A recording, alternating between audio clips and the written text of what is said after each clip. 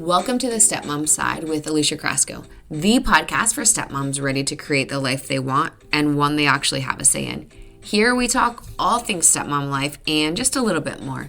Leave the superficial conversations at the door and get ready for perspective shifts and actionable advice to help you on your way to creating the life you want, one step at a time.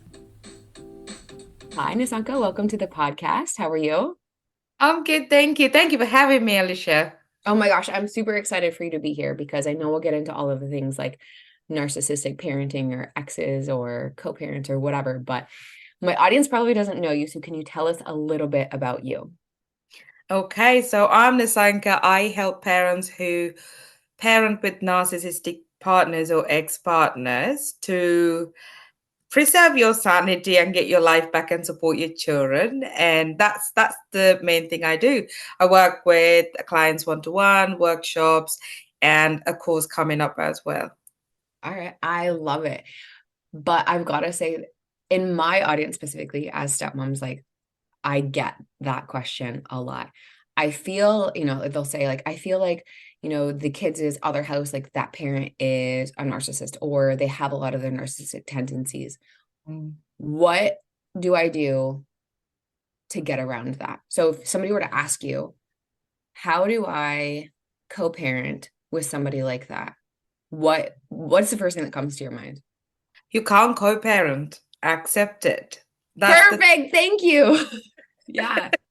You're You not. really can't co-parent. And I think it feels straight out of the bat, but the truth is, I think sometimes when you're in a situation like that, you kind of need to hear the truth from somebody who is impartial, who is you're not emotionally attached to, so it doesn't feel like an attack on you, and don't take it a personal thing or an attack on you.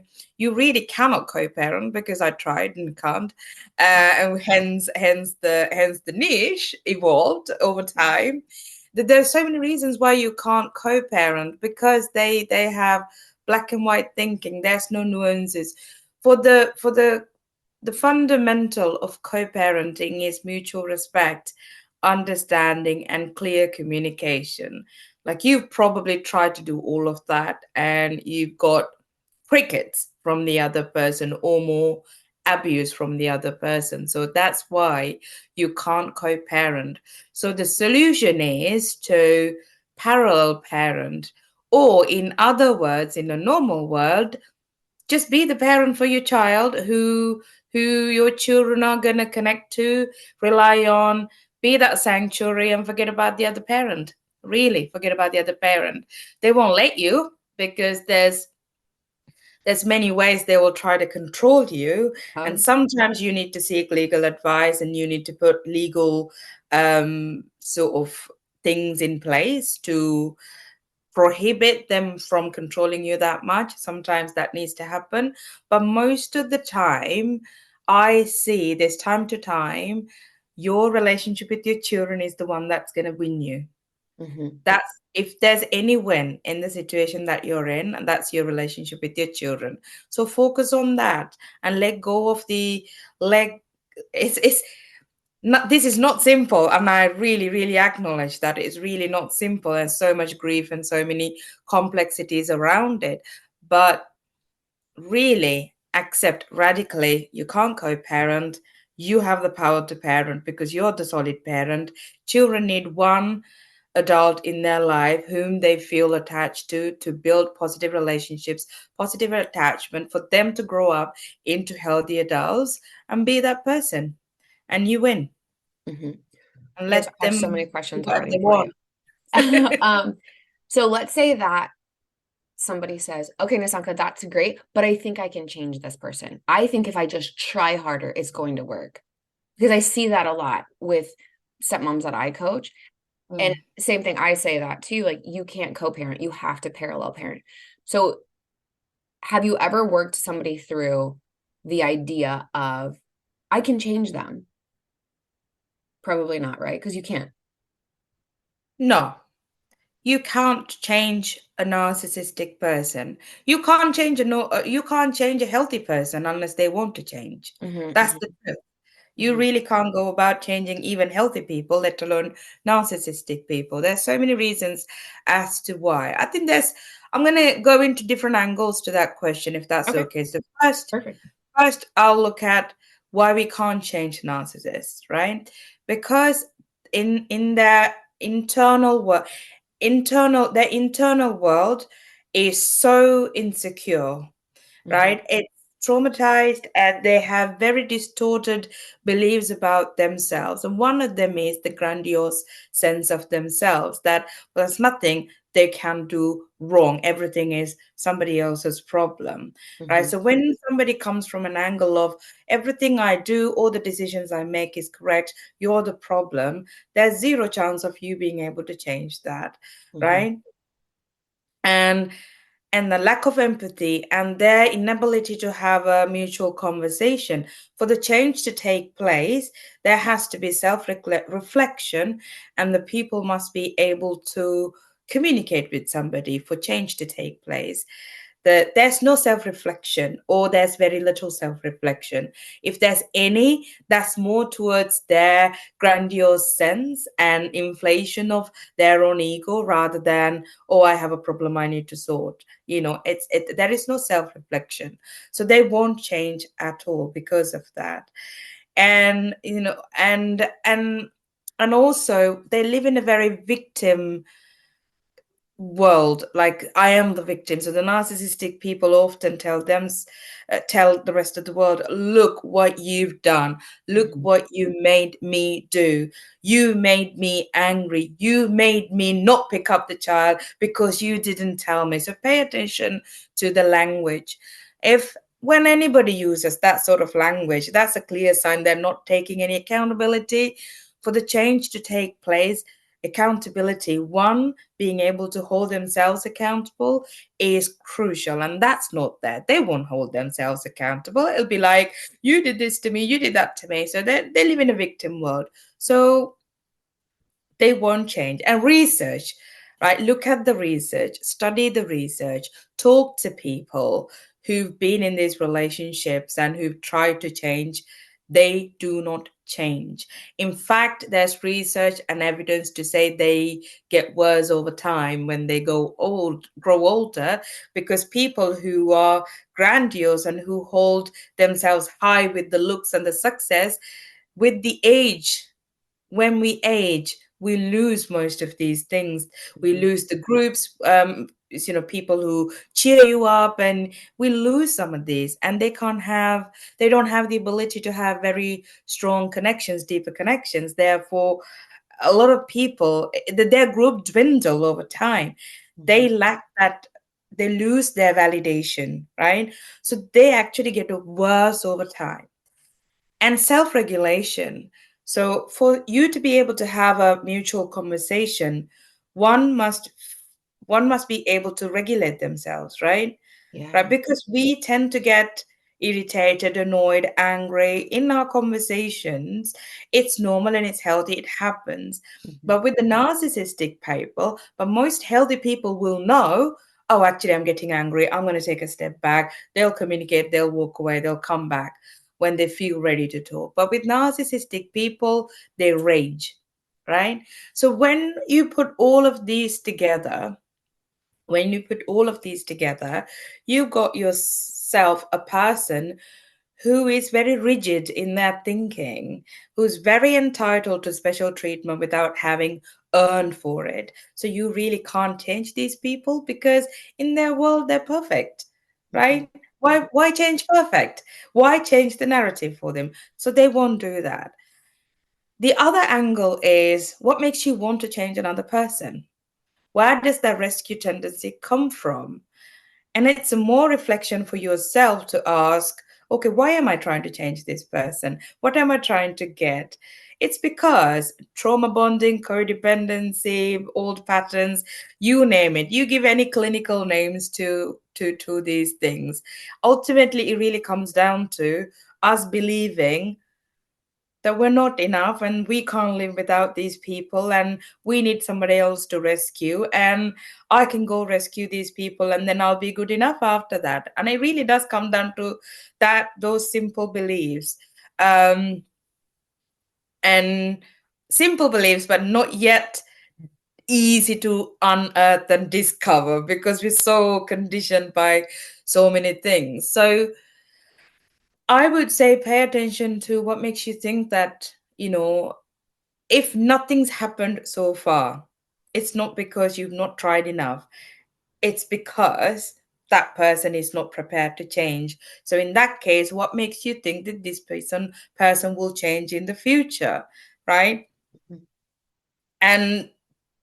And I'm pretty sure, and we've all been through this experience with narcissistic people, especially in intimate relationships, romantic relationships, where at the beginning of the love story, everything was just perfect. We were buzzing and there was love booming, the flowers, they'd do anything for you. And we Mhm. felt like, I don't know, princesses and very special. Yeah. And we will constantly be looking and seeking that feeling again in the relationship, thinking it's me who messed this up. And actually, I go really in detail into my website that actually it's not you. There's nothing, absolutely nothing. And I emphasize this again in big capital letters, nothing. You could do differently, you could have done differently, you'll be able to do differently in the future that will change the narcissist. So that's two different angles. And lastly, if you think about from the present, this moment, right? What you don't get in the present is not something that you're going to get in the future, Mhm. right? They Mhm. change, they'll take accountability, they will apologize, and they will change, but they won't. It's not happening right now. It's Mhm. not happened in the past. So, absolutely zero chance of that's happening in the future. We're really wasting our energy on somebody who is not willing to change. They Yeah. won't change. I like that you talked about the apology because I remember saying to somebody that was doing different behaviors that I didn't like, but everyone else was okay with. But I was the problem, of course, because I was the new one on the scene. I was the easy scapegoat as the stepmom. I remember saying to this person, an apology without change is manipulation. It really is. It And really is. it doesn't matter. And, sometimes, because we're conditioned to say, I'm sorry, right? I'm sorry. I'm really sorry that I bumped into you. I'm sorry that whatever. I'm sorry. I'm sorry. I'm sorry. And that's great if there's actually a change in the behavior. But if nothing happens and the same cycle keeps happening, I saw another thing years ago that says, don't be mad that something like, don't be mad that the clowns are performing at the circus. You need to stop going to the circus. And I was like, oh my gosh, yeah, I do. Right. Like boundaries. Right. But then also, you've got to learn to accept that people are who they are. And that doesn't mean that, you know what, I'm okay with this person being a narcissist and I'm going to keep them in my life. It means that you've got to understand that person acts like that. That's how they're going to act. And it's up to you to navigate, to put boundaries in place, to decide how you're going to act. Mhm. And yeah, I love like the apology part of it, but I love that you touched on so many different angles, but started off with you can't co-parent with them. It's Oh, going to be parallel parenting. And I know what that is, but maybe somebody listening to this doesn't. So if you could just dive into parallel parenting for a second. okay. So, um, I'll go into what co-parenting is a little Okay, bit, perfect. and then I'll go into what parallel parenting. So, co-parenting is you make decisions together, you communicate equally, you respect the parents, respect each other equally, and you make decisions together with the best interest of child at heart. Mhm. And both parents are committed to making sure that children are safeguarded, protected, looked after, and their well-being is the priority, and that their developmental, educational, all the other needs, financial needs are met. That's co-parenting, and both parents are equally committed to that. Sometimes it might mean one parent has 60% of the responsibility because the other parents work has increased or whatever it is. And sometimes the scale may go up and down. It's not the number of times or number of hours that you spend with children. It could be 70-30, it could be the weekend. It doesn't matter. Usually in a co-parenting situation, it's 50-50, right? Usually. Doesn't always have to be. So that's the co-parenting. The important aspects are mutual respect, clear communication, and children's best interest at heart, and both parents committing equally to that. Okay. Now, that you can't do, right? So parallel parenting is let the narcissistic parent the child the way they want, right? And you do it your way. So in terms of you deciding what values you're going to instill, how you're going to teach the children, how you're going to discipline. I mean, I want to avoid using the word discipline because we don't discipline children. We help children regulate and navigate situations, but it's a common word. It's a common word. So I'm going to say that, so how you're going to, and what, how you're going to support their education, how you're going to support children's interest and everything. You make that decision. You really parent your children from a connected, conscious place. That means you've got to learn the skills to be able to navigate this situation consciously and effectively. Parenting is not something that we can wing, as opposed to the common views. Parenting is something that we've actually got to learn, because there's so many skills involved in parenting, so many skills. So that's parallel parenting. Barriers to parallel parenting are there are decisions that, sadly, because of the family law and how slow it is catching up to these abusive patterns, there are barriers to parallel parenting. Say, for example, one parent, so you want to send your children to therapy, and the narcissistic parent will be like, nope, they're not, you're not. There's nothing wrong with them. What's therapy? That's rubbish. You're going to put all this rubbish into their child. You ruin the child's life. You take the responsibility. It was your fault that child is anxious. Da da da. This is that, they'll use those occasions to obviously trash you and punish you. Those are the things that, even if you want to make that decision of sending your children to therapy, there's going to be a moment legally you are bound to seek permission. And here's one way you can get around it: seek holistic therapy. Mm-hmm. Right? Art therapy, drama therapy, whatever it is, and a childhood therapy. There's always a way around these things. I always say there's always a way around it. There's a problem, there's a solution.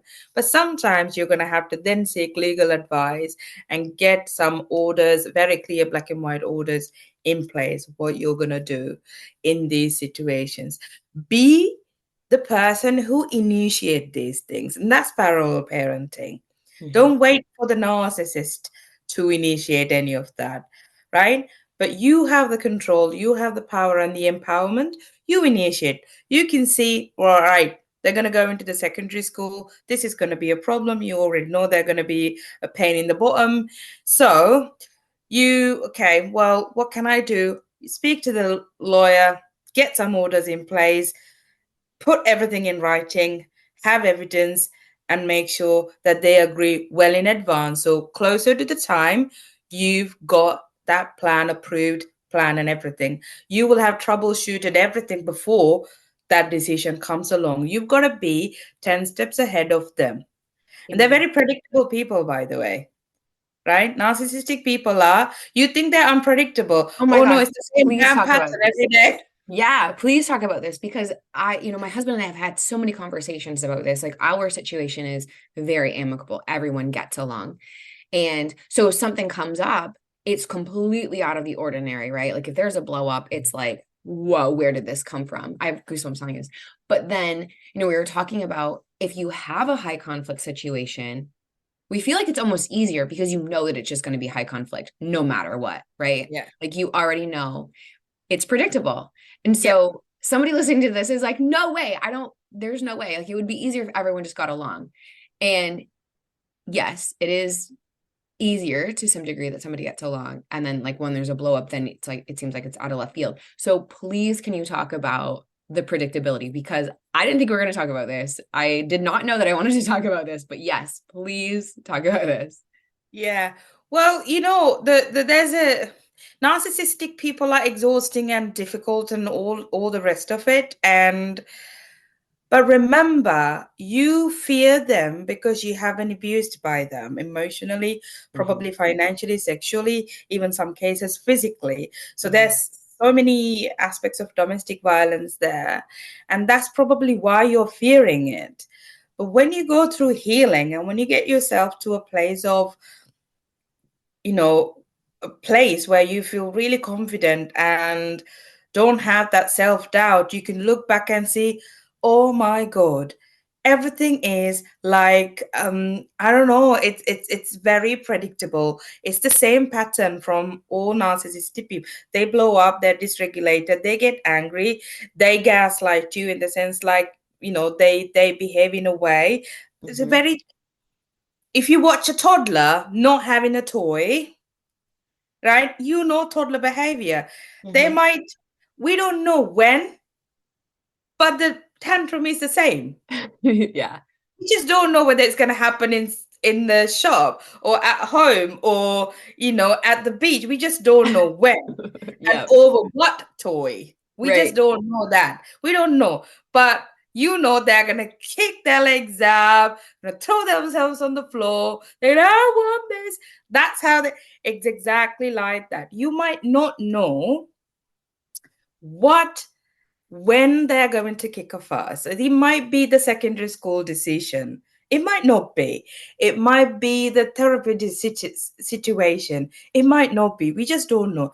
But when they do, it's the same behavior. They're going to punish you. They're going to gaslight you. They're going to make guilt trip you, and they're going to get other people to call you, maybe make you feel bad about it. They're going to be very vindictive and punish you, withdraw. It's the same pattern. It's the same pattern. So what's coming. You know what's coming. Or it'll be like, oh, I can't believe you're doing this to me as a very victim, like the victim. Oh, look at me, how sad I am. Okay, so So forget about what decision they're going to flip out, but focus on, okay, I know they're going to bait me. I know they're going to punish me. Right. I have a plan to regulate myself. I know what exactly I'm going to say to my child. Right. I know how I'm going to handle this conversation. I know the boundary is they're not allowed in my house to collect the documents. I will close the door. You have to have very physical boundaries because it's a message to you and it's a message to them as well, right? Make it a very physical thing.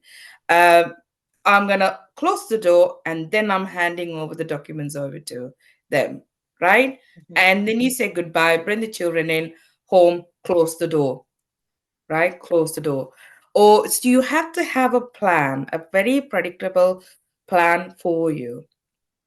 There's a saying, I think there's a belief that these people are very difficult. You feel like they are very difficult when at beginning of your healing journey because you're exhausted, you've been abused, and but when you get to a certain stage, in the healing process, when you really know to work with your body and the mind and to regulate yourself and ground yourself, and you've got the skills, and sometimes you've got to learn the skills as well. When you got the skills, you're like, yeah, that's fine, we're done, to move on. I'm not saying any of this is easy. I really am not saying any of this is easy. It would have been really easy. Oh yeah, our children want to go to this school, would you sign this form? Sign. Thank you. Oh, thank you for filling the forms for me. That would have been a very nice conversation. You'd feel great about it, and you show what's best for children, you're role modeling. That would have been a wonderful fairy tale world. But that doesn't exist. Here we Radically are. accept. Here we are. Radically accept. This is where we are, and we're making the most of it. Right? We're making the most of it. This is why teaching children what consent is, what boundaries are, sticking to boundaries. It's so important. I say start that from as young as 1 year old. Um, just through your communication, through your interaction on a daily basis with them, Mhm. and then your children learn, well, this is actually about boundaries, not about my mom or dad being cold to the other parent. The children will know the subtle differences. That kind of minimizes the room for more manipulation from the narcissistic side, um, and that being said, there are moments, obviously, we feel like we're losing the battle, but we never lose the battle by loving our children. That's my perception. I like that you circled back to that, because another question I wanted to ask you about was the child relationship. And earlier you had talked about focusing on your child and that relationship, and you win with that. So can you talk to when you're in a high conflict situation like this with somebody that has these behaviors, and maybe there's some sort of brainwashing going on or some sort of parental alienation, and can you talk about the other side? Like, so let's say that the other house is working on some sort of parental alienation smear for you guys, and Mm. what does that look like for my house if I'm trying to maintain a relationship with these kids? Okay, so I'll think about a 50-50 situation Yep. hypothetically for an example, okay? The number Perfect. one thing to remember is 50% of the time there might be abuse, unhealthy relationship patterns. 50% of the time you can create healthy sanctuary for your children. So you Hmm. still got a very high chance. That's Hmm. number one. Number two to remember is I think we've got to put more trust in our children's ability, wisdom, intuition, and what they bring into this world. And we've got to put so much trust into it. We've got to be able to trust our children that they know. Hmm. Okay. If we start mistrusting our children's ability, we're going down the wrong path. Because then what we will be doing is constantly uh, rectifying things and correcting things and corrective behavior, whatever it is, right? Um, Like but damage if we, control. yeah, if we trust our children, then we can have good conversations with them from an early stage. There's two things that to remember. Third thing to remember is it's okay that our children know that we're in a difficult situation. Hmm. Acknowledge it.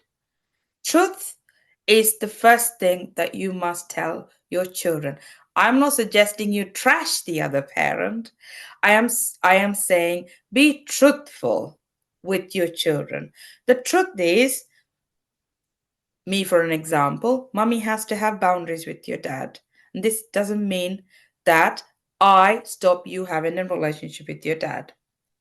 My boundary, my relationship is different to what you have. Well, I like So how you're you explain that. Like, rather than saying your dad is really difficult or your mom is really difficult or this is not a good situation. I like that you took it and said, I need to have boundaries with, Yeah, it's for me because yeah, everything we do, it's for us, for sure. right? It is for us. This is to protect me. This is to, this is that I move on. Hmm. Okay. This is so that I look after myself. Of course. Okay. It's so you phrase it in a very positive, empowering way. Okay. I'm not saying when you're highly triggered because they've said something and your children are crying and accusing you, this conversation is going to be easy, Right. right? Oh my gosh. Yeah. Right. For sure. For sure. It's not going to be. And trust me, like I've messed up many times. Forgive yourself. I've said the things I didn't shouldn't have said. I've done the things I shouldn't have done. We're human navigating an extremely difficult situation. Forgive yourself, but come back. Come back, and we can always repair. Rupture and repair is very Yeah. normal in relationships. And teach your children when there's a rupture, there can be a repair as well. So that means you taking responsibility and ownership of your own behavior and saying to children, I shouldn't have said that. That's pretty inappropriate for me to have said something like that. I get it, it hurts your feelings. right? I'm sorry. I'll watch out for my own words, right? And then stick to it. So, having difficult conversations with children is very important, and telling them the truth is very important. And children are very, very, very curious. And trust me, the narcissistic people will spoil children with all sorts of things. They don't trust you. They will say things like, "Oh, they don't trust me. They're the one who's always fighting with me." That they Yeah. will trash, counter parent trash, trash you to children. And in situations like that, listen, you don't need to explain everything to your children. Mhm. You show what kind of a person you are by living your life. Yeah. And I If think they're saying that's the hardest thing to do, right? that's When the hardest thing to it's do. the hardest thing to do. Because we went through alienation a little bit too, but it's the hardest thing to do is to show up and keep being you and Yeah, not to succumb to whatever somebody else is saying about you, right? yeah, And my husband was leaps and bounds ahead of me on this. And I really struggled with it because I was like, well, if that's what's happening, because I'm, the new one on the scene, if somebody's saying something about me, I don't stand a chance because they've got, the kids have these bonds or these relationships and like these bonds with people for years and years and years, their whole life. And I'm the new person. So of course I'm gonna, so I struggled a lot my early years as a stepmom, but that was really hard for me. And he was right. You've still got to show up and just be yeah, you. And that is the hardest thing because when you've got kids that have ideas put in their head about you, or they're saying things about you that aren't true, and you're still expected to show up and be who everyone thinks that you're supposed to be, all the while you're taking hit after yeah, hit after yeah, hit after yeah, hit. And so you're like, well, when does it end? And yeah, when do I recoup this relationship? If I yeah. ever do, right? Because what if you don't? And I think that's something that stepmoms really struggle with is, yeah, the other house or extended family or friends or whoever is saying all of these negative things specifically about me as a stepmom or our house because we're the strict house typically, right? And how do I know it's worth it? How do I know I'm ever going to get these kids back? Mm. And the hardest thing, so if you're listening to this and you're going through this, the hardest thing to do, I struggled with this for a while and then I like got my feet under me, was to show up and keep being you because you're right. That's the relationship you need to win. You don't need to win over the other house or win over your extended family or win over whoever's saying bad things about you. It's the relationship with the kid. And I'm not saying every single time the kid will grow up and see it because it depends on the strength of that relationship, right? If they've already got like hooks and claws in them, it's going to be really hard to get them out of Yeah. that really or away from that relationship and get them to see the truth. But yeah, doing right by the kids is Yeah. important, but damn, is it hard? It's hard, and and you can't do this alone. And that's Mhm. the other thing that we've got to accept as single parents. And I know you're in a relationship, and I'm single parenting, and I work with the many single parents. And single parenting under these circumstances can be like it's quite a wild ride. It's quite a Mhm. wild ride. But important thing to remember is, who do you want your children to remember you being as? A miserable person who's given up on this world and given up on your dreams, given up on your life because somebody's done something to you? Or do you want your children to show, do you want your children to see you as a person? It's happened. You've learned lessons, you've picked yourself up, you've navigated difficult situations all the time while giving priority to children and their relationship a priority. Mhm. Is that what you want your children to see? And I understand when people go through traumatic experiences and how the body works when it under the influence of trauma. it's not an easy choice to make. Mhm. It's really not an easy choice to make. And even asking help can Yeah, be a really, really difficult choice to make. that's scary too. It's really scary to ask for help, and asking, even if you think about like asking help, you might be, I mean, some people can't. I remember like there was a time I would be in the kitchen. I can't make a decision on Mhm. what lunch to prepare. And that's the self doubt and the trauma in my body, right? Running, literally taking control over me. So I understand the difficulty, and I really want to send so much love and empathy to whoever is going through that. But take tiny, tiny, tiny steps one day at a time. So have that goal of, I am going to get this relationship with my children right. Put that in your, I don't know, diary, key tag, wherever you want to display it. My relationship with my children is the priority. And that doesn't mean you're not going to have bad days. That means you're going to take accountability, you're going to show up, you're going to get better, you're going to heal, and you're going to go for your dreams, right? If that dream is to stay home and run a beautiful home and, do gardening, and so be it. I'm not saying you go and become a kick-ass CEO. That's not what I'm trying to suggest. I'm just trying to say, you have a right to be here on this earth as a human being, and that's been violated over and over and over by another human being who thought they were more important than you. Okay, my logical question is, why do you let them win? Don't. Mhm. Really don't. I think Right? that's such a good question because I don't think that we realize that's happening. Yeah. We don't realize that we're letting them win. Yeah. So that's a good Yeah. question. Thanks. Yeah. Anger, you can propel anger to anger is beautiful and powerful. It's not negative. It's an energy, it's an emotion, it's there. It's just an Uh, emotion. it's just an emotion, it's there, it's an energy. Sometimes anger is what will make you go for things that you would never otherwise ever imagine. Mhm.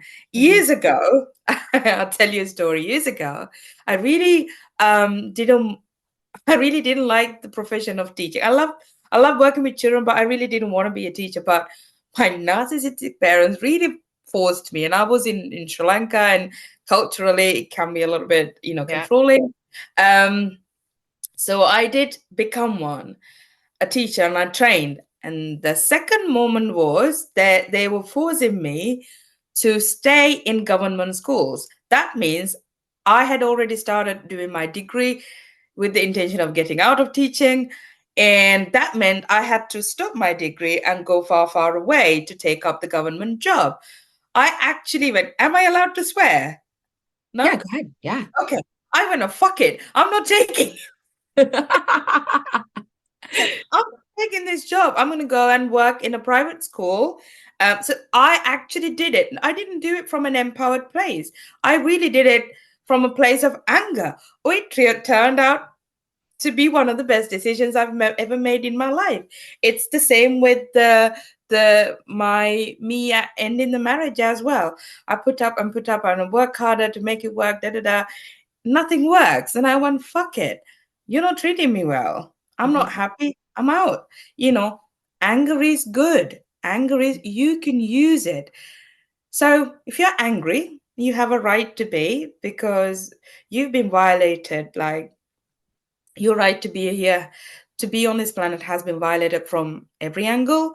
So it's okay to be angry. So in that angry moment, make a decision. I really am not going to let that win. Yeah. Yeah. Yeah.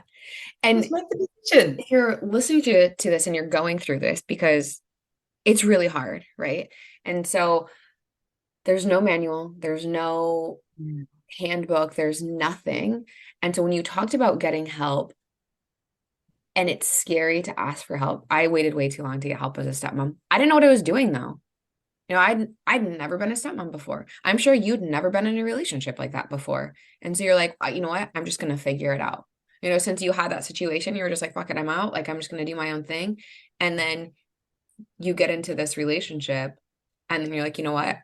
I'm I'm gonna work hard. Like I'm just gonna like nose to the grind and I'm gonna make this work until you can't. But trying to navigate a situation like this on your own is draining in all facets, like emotionally, Yeah. mentally, Yeah. physically. It's just exhausting because Yeah. you live in this constant limbo of when's the other shoe going to drop? When is Yeah. it going to happen? And getting help helps you see the patterns. It helps you understand what's happening, why it's happening. And if you're a recovering people pleaser, it helps you understand that it's not you. Yeah. There's nothing, literally nothing that you could do to get this person to change. Like you can't help somebody that doesn't want to help themselves. Absolutely. I think, you're absolutely right. Like getting help and the resistance to it, it's normal. And most of us experience, not just the trauma survivors, not just abuse survivors, it's just all, even healthy people Mhm. experience it. There's so much shame attached to it, there's so much pride attached to it. Yeah. Sometimes, resistance comes from a good place. Sometimes it's respect towards another person's time and money and energy. So that's okay. I mean, just think about it this way. You you would never be able to see your own back or your own face without a mirror. Hmm. That's your body and you're Yeah. carrying every day. But you still need a mirror to help you see your back and your face, right? Mhm. I've never seen my face without the help of a bowl of water or a mirror. That's just how it works because we are interconnected. We're all interwoven into this one big ecosystem. We are meant to be connected, and that's how we are meant to live. And if you look at ancient tribal systems and how the communities operated and how they help each other. For example, I mean, these are really good things that I admire about my culture. When a woman gives birth in my culture, right, that woman doesn't lift a finger for a long time. Somebody washes the clothes, somebody cooks, somebody looks after the baby, somebody attends to the woman. Usually it's not the husband. Usually it's the women in the family, neighbors around them, Mhm. right?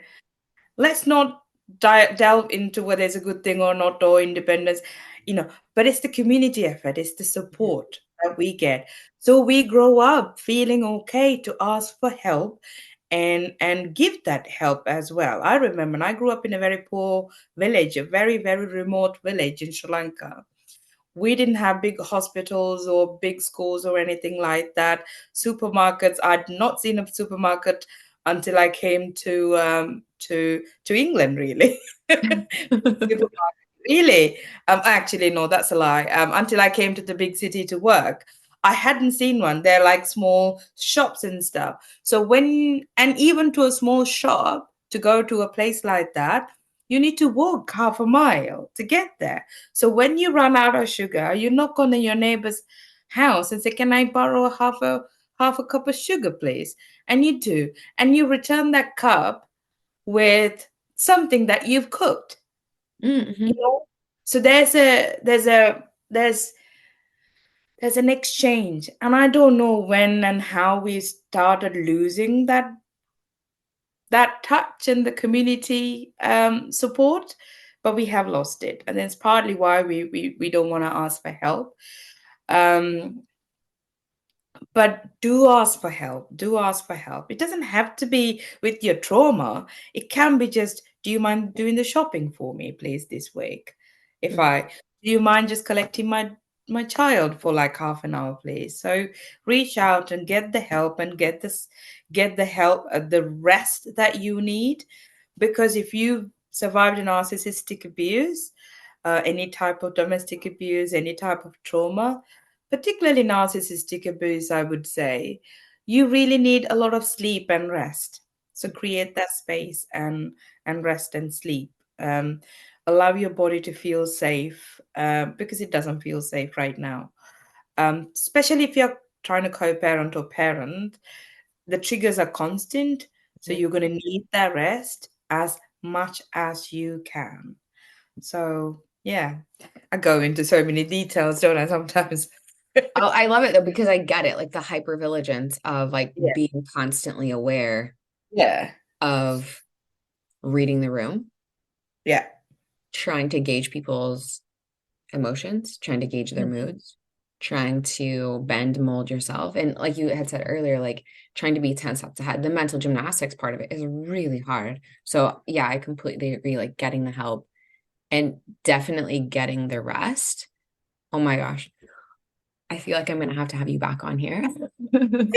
Like, what do you guys want to know about like narcissistic? You are such a wealth of information, and I love how you've broken everything down into digestible like bits of knowledge and like nuggets of information. Where can everyone find you?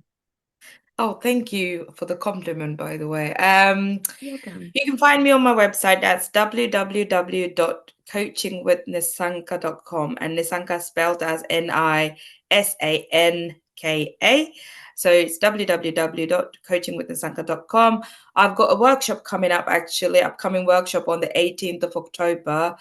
It's an introduction to parenting with a narcissist. And one of the things that I give to parents as a done for you PDF of what you can say to your children in difficult situations, that will reassure children. So if you are around, it's BST time, so because I'm based in the UK.